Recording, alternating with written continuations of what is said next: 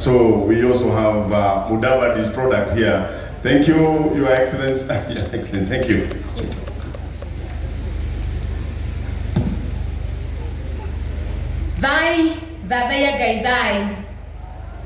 Praise God. Vijana mambo vipi? Mr. President, Chamge. Tribute by Nancy Wangome, granddaughter. In March 1993, you spanked me for crying at my other grandmother's wedding, Nyawera. I was 2.5 years old at the time. And like the grudge-keeping little girl I was, when we met 6 years later, I refused to enter your home state until you apologized for the spanking you gave me all those years ago. You are amazing in every sense of the word. Few adults apologize to children more than half a century younger than themselves. At 8 years old, I was completely oblivious to the enigma you were and shall remain to be to time indefinite. I accepted your apology and entered your home. I was yet to comprehend the weight of the apology you had so willingly offered.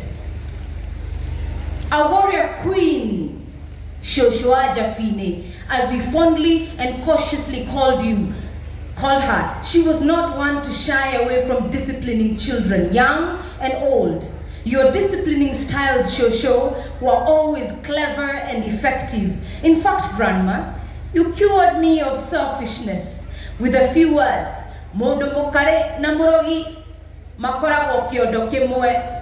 Being mean is as bad as being a witch. That was all it took for me to divorce selfishness forever. I will never forget the stories you whispered in my ear while laying down on your couch in Komarok. One particular story stands out when you decided that you would join the resistance against the colonialists. Such stories all the youth of our nation should hear, to know of the struggle and ordeals our foreparents went through for our freedom. You are only in level 3 when you witnessed the brutality of the colonial system firsthand, when a man was killed in broad daylight for not having money to pay tax. In that moment, responding with sheer courage, you fought. For many years, I was ashamed when people said we were related to Dedan Kimathi. In my uneducated mind, we, the family of Wagome, had not contributed much to the fight against Wabeberu, only to discover years later that our very own grandfather Wadufere, grandmother Eloise Mukami Kimathi, was in the center of the fight as a commander in her own right. My dear grandmother, you took away all my senseless shame, and now I pride myself in knowing that not only did you contribute, but you are a big part of the fight for Kenya's independence.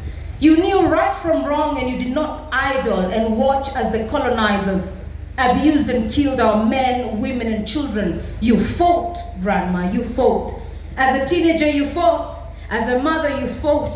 As a grandmother, you fought to educate by telling us the truth.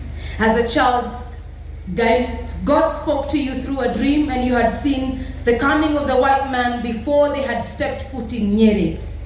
Not to mention, you lived in a time when women rarely stood around the table where decisions were made, and yet you not only stood, but you contributed. The burdens you bore have been unimaginable. You carried them without preparation, and that is how I know you walked with God as He carried through the tough times. Then He carries you even now to a better place.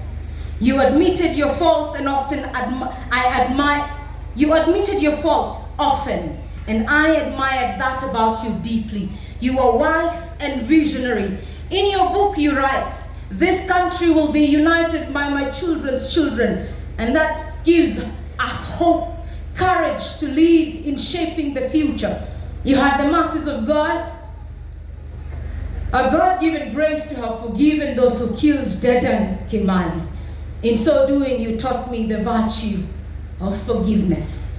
To me, you were and still are the embodiment of courage, strength for women at home and abroad. The life you lived was a full and pacifying one. Rest in peace, Grandma, knowing that the torch has been passed and your vision of a unified Kenya lives on in me and everyone here today. Thank you. Your Excellency, I think we made a mistake. We would have had her as the master of ceremony, and I've taken a back seat. That's my daughter, but if you think I also don't have history, test me. And I'll tell you that His Excellency in 1986, with the team of Kapsabet in Kitale, you did wonders with that volleyball team. I was on the other side, and your team did very well. You are a center player, I was a left player, and the remaining bit is history. Your deputy president, when you were at the university in 1986, you were the center of the Nairobi University team, the volleyball team, and you played with Rusweti. Your Excellency, you played with the Kirunda, you played with the Saitoti. The rest is history. I was just trying to tell her I also have my own history. And without further ado, allow me to invite Madam Evrine. Madam Evrine is the last born, and this last born has been very dear to us. She's really assisted us. She will lead her eulogy, and we shall insert one, Mr. Gitonga, that we forgot, of the lady who was with the mother until she parted, and that is Madam Miriam Nyawera. So immediately after Wanjogu, you will invite Nyawera, and then we shall have the last one by the head of the family, and that is Simon Maina. Thank you. Give her a big hand as she comes.